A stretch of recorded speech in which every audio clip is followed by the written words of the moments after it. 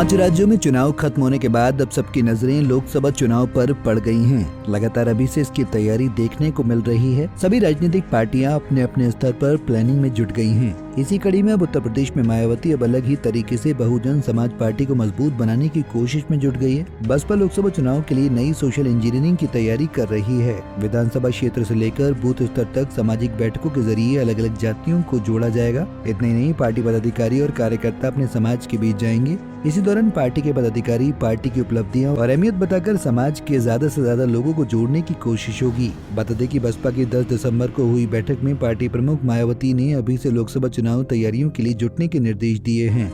लोकसभा चुनाव की प्लानिंग के तहत बसपा प्रमुख ने सबसे पहले विधानसभा क्षेत्र स्तर पर बैठकें करने के लिए कहा है। इन बैठकों में संबंधित क्षेत्र के पदाधिकारी मौजूद रहेंगे। बैठकों में पार्टी की रणनीति और कार्यक्रमों के बारे में बताया जाएगा। इसके बाद फिर बूथ स्तर तक के पदाधिकारी बैठक करेंगे। बूथ कमेटियों में अलग अलग जातियों के पदाधिकारी और सदस्य हैं। वे अपने अपने समाज के बीच पार्टियों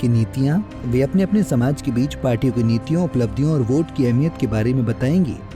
इसके जरिए कोशिश ये होगी कि नीचे तक संदेश जाएगा और लोकसभा चुनाव के लिए जमीन तैयार होगी। बता दें कि अगले महीने 15 जनवरी को मायावती का जन्मदिन है। उसके बाद पार्टी बड़ी सभाएं शुरू करेगी। इससे पहले विधानसभा क्षेत्रवार बैठकों और बूथ कमेटियों के जरिए पार्टी का संदेश लोगों तक पहुंच चुका होगा। ऐसे में बड़ी सभाओं के लिए माहौल पहले से तैयार हो जाएगा। बूथ कमेटियों का गठन भी जातीय समीकरणों को ध्यान में रखकर किया गया है। जिन जातियों की बूथ पर बहुलता है उन जातियों के प्रमुख लोगों को बूथ कमेटी में रखा गया है। इस तरह अपने कोर दलित वोटर के अलावा कई दूसरी जातियों के लोगों को जोड़ने में भी मदद मिलेगी। यही वजह है कि उनको अपने समाज के साथ बैठकें करने के लिए कहा